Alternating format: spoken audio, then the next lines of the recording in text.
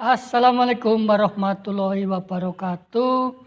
Jumpa lagi dengan Gus Luken Sunarto pada channel Klinik Bahasa dan Sastra Indonesia. Saudaraku, Bapak Ibu guruku yang saya hormati, rekan-rekan guru yang saya hargai, dan anak-anak sekalian yang saya banggakan. Jumpa lagi pada kesempatan ini Gus Luken akan menyampaikan penggunaan atau pemakaian kata sambung atau kata penghubung atau istilah lain konjungsi. Apa dan bagaimana penggunaannya? Mari kita bongkar bersama-sama terkait dengan kata penghubung berikut ini. Kata sambung atau penghubung adalah kata yang menghubungkan frase atau kelompok kata dengan kelompok kata atau kalimat dengan kalimat. Fungsinya adalah untuk menjelaskan hubungan antar gagasan. Jadi ada dua kelompok, apakah itu frase dengan frase, apakah itu kalimat dengan kalimat, apakah itu paragraf dengan paragraf. Ini bisa dihubungkan dengan kata sambung atau kata penghubung. Jenis dari kata sambung diantaranya menyatakan satu gabungan. Jadi misalnya ayah sedang pergi dan ibu masih di dapur, misalnya begitu. Ini kata penghubung. Dan yang menyatakan gabungan antar kalimat dan, kemudian lagi, kemudian serta. Lalu kata sambung yang kedua adalah menyatakan pilihan atau misalnya maupun, contoh lain baik dan entah misalnya.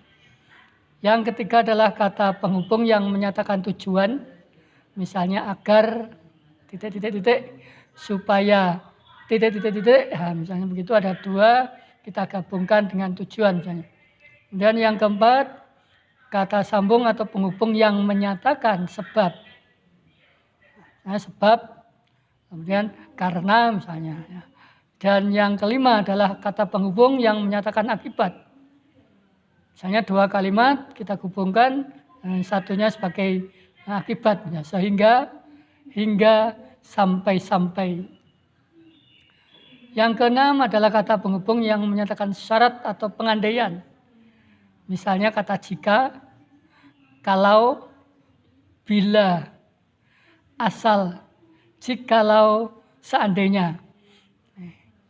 Yang ketujuh adalah kata penghubung yang menyatakan perbandingan. Misalnya sebagian, seakan-akan misalnya, seperti misalnya, bagaikan misalnya. Kedelapan adalah kata penghubung yang menyatakan pertentangan, seperti kata tetapi, namun, sebaliknya, sedangkan, padahal misalnya. Dan yang terakhir adalah kata sambung atau penghubung yang menyatakan waktu. Misalnya kata bila, demi, hingga, sejak, ketika, sedari, sambil, semenjak, sementara, seraya, waktu, setelah, selama. Sekali lagi, untuk kata sambung atau penghubung, fungsinya adalah menjelaskan hubungan antar gagasan. Juga menghubungkan frase atau kelompok kata dengan kelompok kata yang predikatif. Begitupun juga menghubungkan kalimat dengan kalimat. Kita lihat contoh pemakaian atau penggunaannya.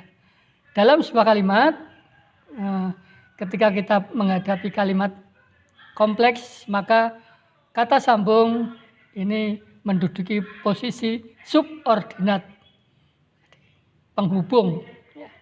Contoh kalimat satu, hari ini ayahku sakit, sehingga dia tidak hadir.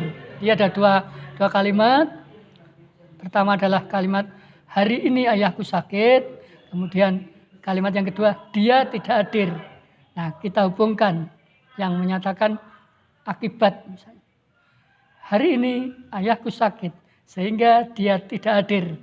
Kalau ini distrukturalkan, kalau ini dipolakan, maka kalimat itu akan mendapatkan pola sebagai berikut. Hari ini sebagai keterangan, ayahku sebagai predikat, sakit sebagai, maaf saya ulang, hari ini sebagai keterangan, ayahku sebagai subjek, sakit sebagai predikat. Kemudian kalimat yang berikutnya, bagian yang kedua, dia sebagai subjek, tidak hadir sebagai predikat. Lalu sehingga menunjukkan SO atau subordinat. Nah, ini adalah kalimat kompleks. Kalimat yang minimal 2 klausa atau 2 pola atau 2 SP, ya, minimal itu. Kemudian kalimat yang kedua, rajin-rajinlah belajar agar bisa menjadi juara. Ini sebetulnya ada subjek yang disenyapkan atau dilesapkan atau dihilangkan, yaitu kamu misalnya. Kamu rajin-rajinlah belajar agar bisa menjadi juara, agar kamu bisa menjadi juara. Maka di sana ada subjek, kemudian predikat, lalu subordinatnya, kemudian keterangan.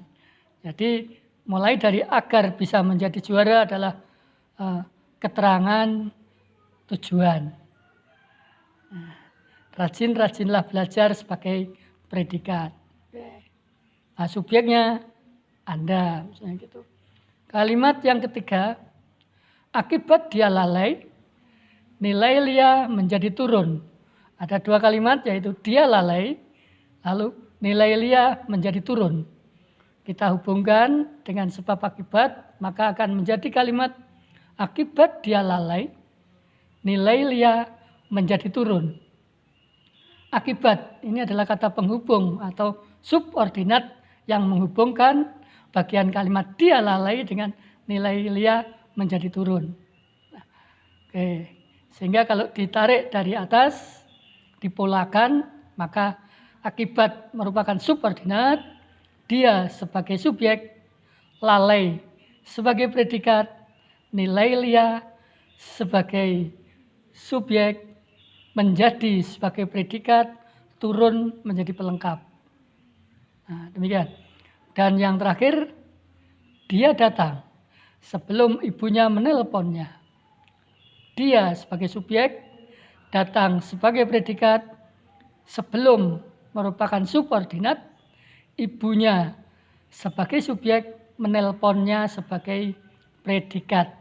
Nah, dari 4 kalimat tersebut, kalimat yang didahului dengan kata penghubung atau sambung, maka bagian kalimat tersebut merupakan kalimat yang kedua atau kalimat yang merupakan penjelasan dari kalimat pertama. Sehingga kalimat 1 ini kalimat utamanya adalah hari ini ayahku sakit. Nah, ini bagaimana akibatnya sehingga dia tidak hadir. Kalimat kedua, kalimat intinya adalah rajin-rajinlah belajar. Tujuannya agar, dan seterusnya. Kalimat yang ketiga, nilai Lia menjadi turun. Nah, mengapa? Akibat dia lalai.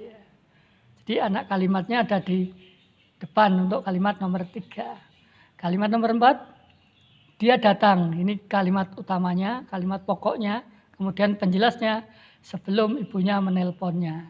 Ini merupakan keterangan waktu yang dia menghadirkan subjek dan predikat baru, yaitu ibunya dan menelponnya.